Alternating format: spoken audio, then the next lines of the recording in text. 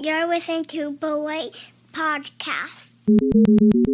It's halfway through June. Earlier this week, we did an episode reintroducing the Beloit podcast and also kind of talked about the things that I've been up to in the last 2 years, volunteering at Janesville Community Radio, and now starting Vivi Media and bringing back the Beloit podcast. We're going to do a show today with two guys that I worked with and kind of got to know at Janesville Community Radio through Janesville Community Radio. That's Chris and Steve from Muh Tube.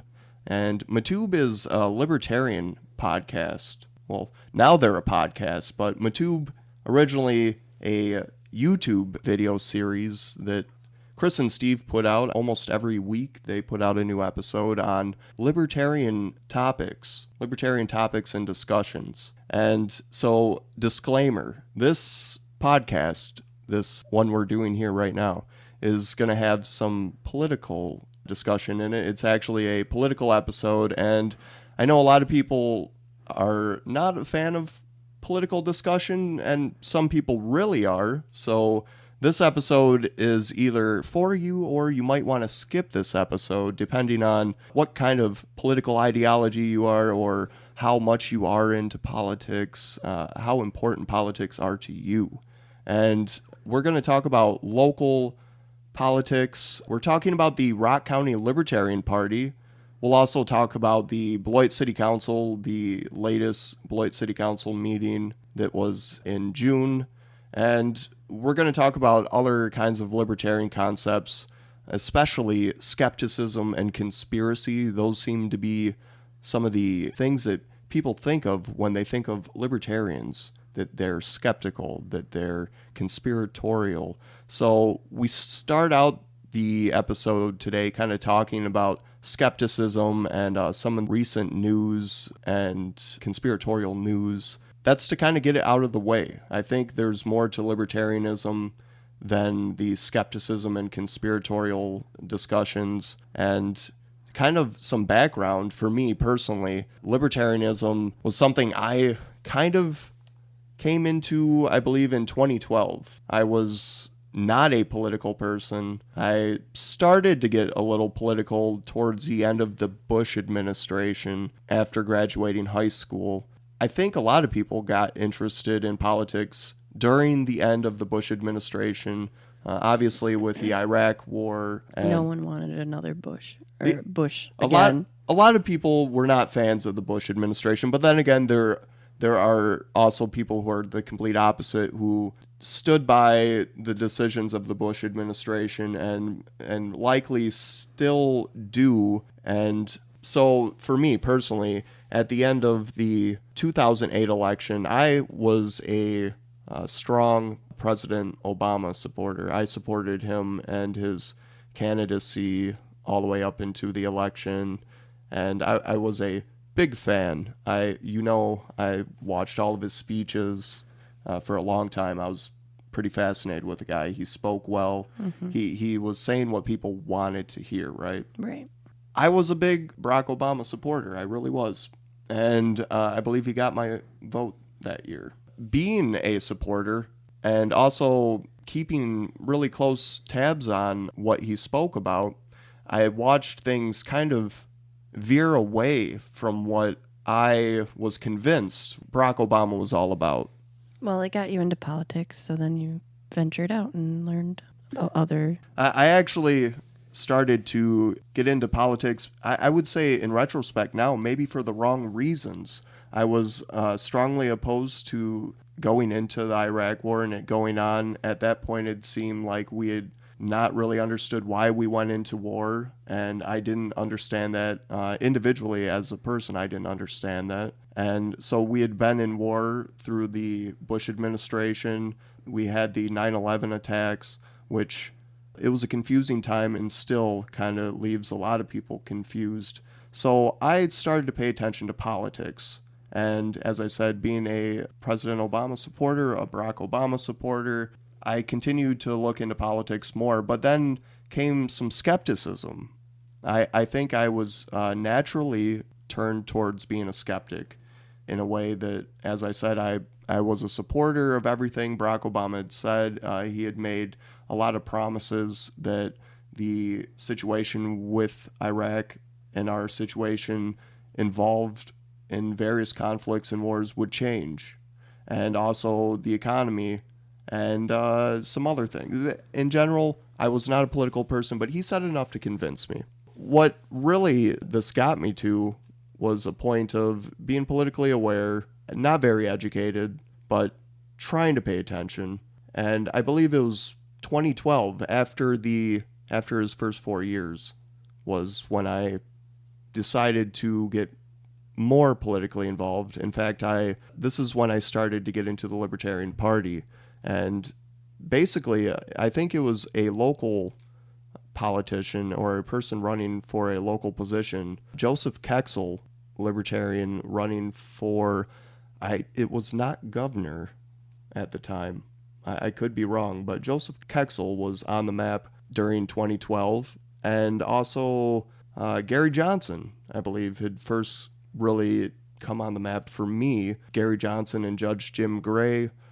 I became a strong supporter. Some of the Libertarian Party principles, especially the non-aggression principle, I think in Beloit, I think throughout the country, the non-aggression principle is something, just a concept, an idea that could really help our country, especially when it comes to the choices we make to get involved in more wars and more conflicts.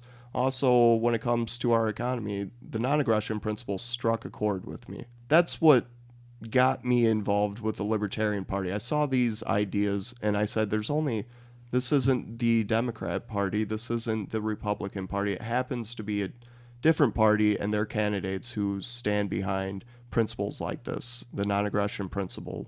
In libertarianism, there's a little bit of left, there's a little bit of right. It really is the party that allows individuals of all kinds of different ideologies and different beliefs.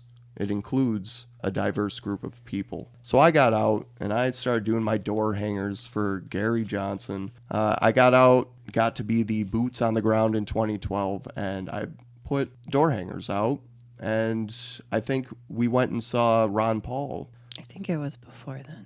But for the record, it was around 2012, and we also saw Madison, yeah. Yep, Ron Paul was at the campus in Madison, and that was a packed crowd, a responsive packed crowd, and people were, as I said, responsive to the things Ron Paul said, which is the message of liberty. And to me, as I said, that's what strikes a chord. It's a generalization to say the message of liberty, but that is what all of, I believe, over 2,000 people came up to see Ron Paul speak about, just the message of liberty. And we also saw Judge Jim Gray in Milwaukee, or was it West Bend?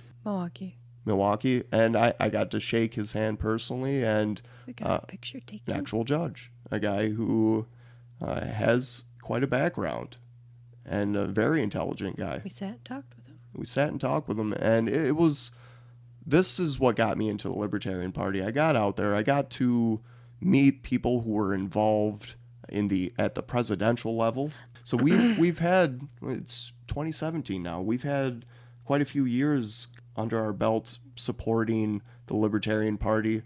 And not to draw it out, but it's something for me that, as I gave a disclaimer earlier, I know not everyone has political ideologies or political beliefs, and a lot of people don't like an overabundance of politics in their life. There's people of all kinds, and for me, one party has been able to get my support, and it's not because of the candidates they run, it's not because of any flashy, shiny things they do. It's because really individuals gravitate towards this party, and I've seen it. I've seen individuals of different racial backgrounds gravitate towards the Libertarian Party.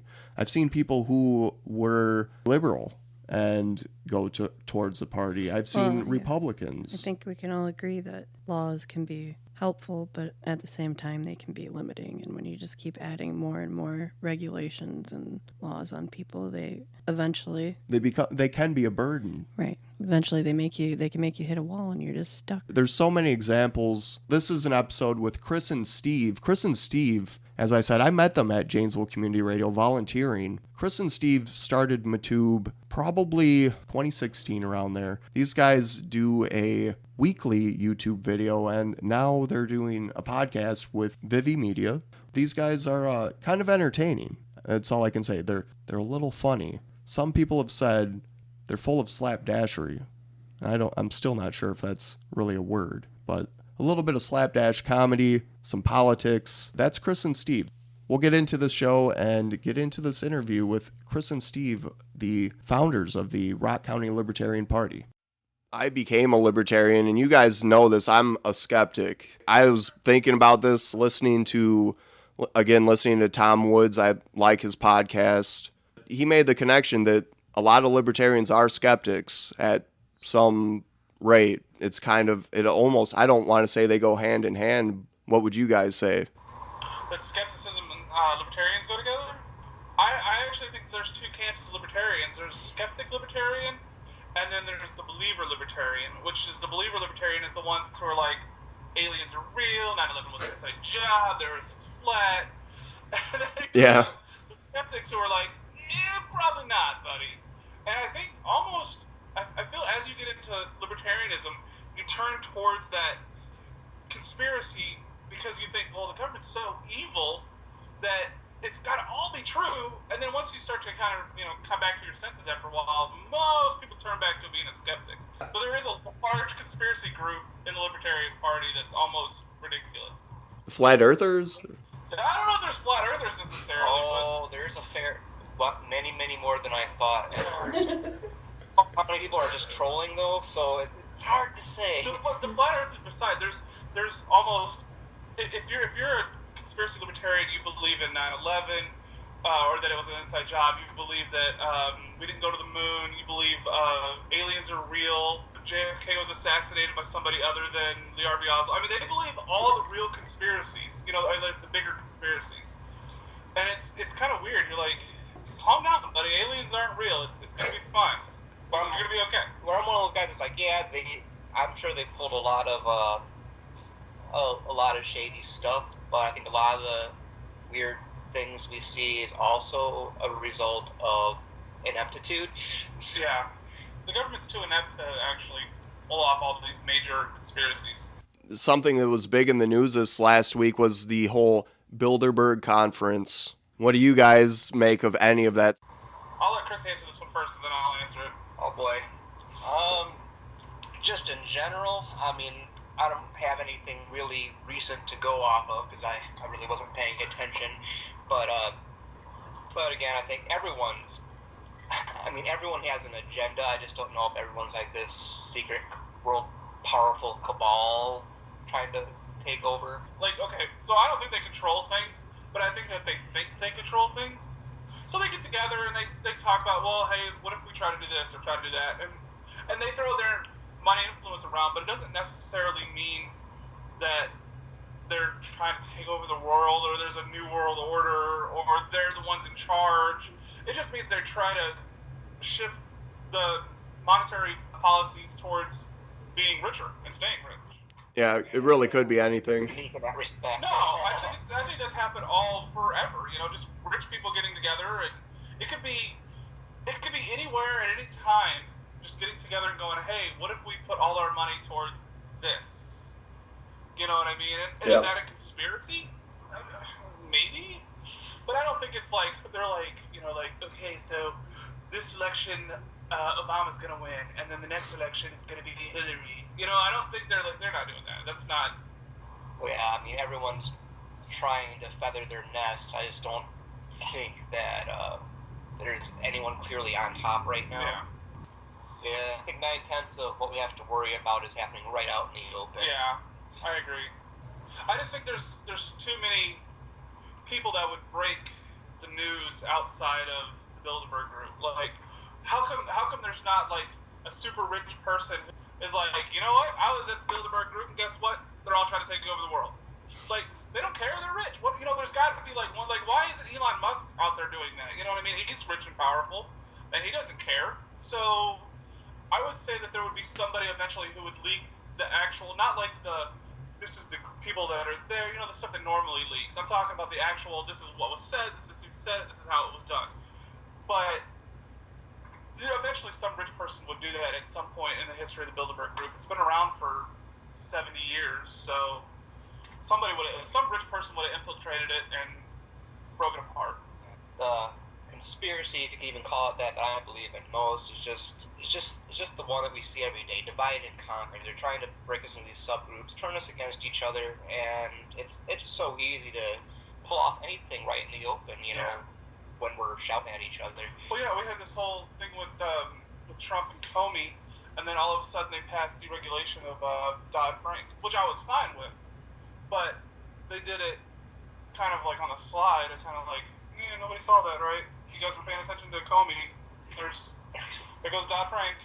Yeah, Comey is just like Captain Anticlimactic is what I call him. He's like this big thing swirling all around him, just like with Hillary, and then he issues his statement, and it's like, okay. Yeah, it did seem like it was going to be a huge ordeal, and then you watch it and you're like, Yeah, there's anything to sink our teeth into. Yeah. Well, it does make sense in case it was something not controversial, something that we as the American public didn't need to know, kind of situation came up in the interviews, I guess. But still, again, it's government doing something behind closed doors that we don't, it's kind of like when the Blois City Council was like, all right, we adjourned to go meet in the back. Like, what? You just admitted you're going to go meet in the back without anybody being able to watch. Like, they weren't even hiding it. Well, spend your money. I had an experience in the Blois Township for a traffic violation ticket one time, and I got to go behind doors. We just watched the Beloit City Council spend $7 million in like 10 minutes, and then they're going to go behind doors to do. Are you going to spend $7 more million? Like, what are you voting on that I don't know. It makes me wonder if like everything they do should be recorded and on TV. No meetings in private ever. That would be like all the way up. You know what I mean? It wouldn't just be Beloit. It would be Madison. It would be the Congress. Then it would be the president. Like any meeting you have is completely open to the public at all times. You're describing blockchain technology. Yeah. That's exactly how blockchain technology works. All the information that we exchange, which is government, public services, exchanges of any kind, can be documented and made publicly viewable and available through blockchain technology. We have the ability today, whereas 20 years ago, 10 years ago, there's so many more things we can do today that I go when we went into city council, and to know what's available today and how many people are not only involved or not involved, but to see the non-involvement and add that together in combination with the ability to make a real difference just makes me think there's a lot people can do, and not a lot of people interested in being the people to initiate that initial change. I don't want to say it too negatively but the way government works is a few people work for a lot of people. It would be nice to maybe, if these private sessions were made public, know about an issue before it comes up for a vote. I mean, how long are they talking about these things before it's kind of too late to stop it? Yeah, exactly. I guess maybe I put too much emphasis on, or maybe I glorify where we are too much, but I really do like Beloit and Janesville and Rock County. I grew up in the area. I really think what we see, the absence of what we saw in city council is indication that there is a need and a call for a change.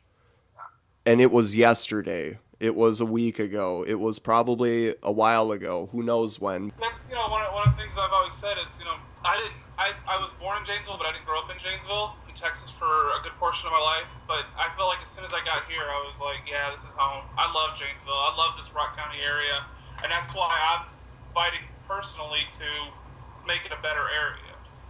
And it's going to be quite a battle. I mean, to get so far as digging in our heels and stopping this car Fred Flintstone style. Forget backing it up for now. We gotta. I don't even know if we can do that. We at least need to, throw an anchor out or something that at least. What that'll be is we need good people to run for office in Rock County. That's what we need. And I don't even care if you're libertarian. If you have liberty values right now, I will go with you and fight for you. You don't have to go, I'm a libertarian. Just say, hey, I want more personal freedom for someone else, and the Rock County Party will fight for it. Or even just someone who is devoted to transparency. Yeah. That's not bad itself. The gentleman at the Beloit City Council, when they were spending all that money, he's like, I implore every person who loves Beloit to read this. I don't know what his politics are, but I was really impressed with when he said that, because I was like, oh, okay, this guy actually wants to let people know that we just spent $7 million. Yeah, it really did leave an impression. He's like, this is not hard to understand. Just take the time, 4 pages, Yep. Yeah, he was adamant about it. He said it 2 or 3 times at least, like, read this. If you care about Beloit, read this. It felt like a wink, wink, nudge, nudge. Yep. The interesting thing was finding out about the sale of assets and notes for $7 million. That within one day. I'm glad I paid attention to the logo issue is all I can say. Yeah, it's one of those things like, maybe that's something like that's a good catalyst for other people. Or it's a small issue, potentially, but hey, it gets you involved in what your city council's doing. So we need maybe more of those kind of small issues to be brought up, Yeah, and it highlighted a lot of sleight of hand that's probably going on in far, far more expensive and major issues. Yeah.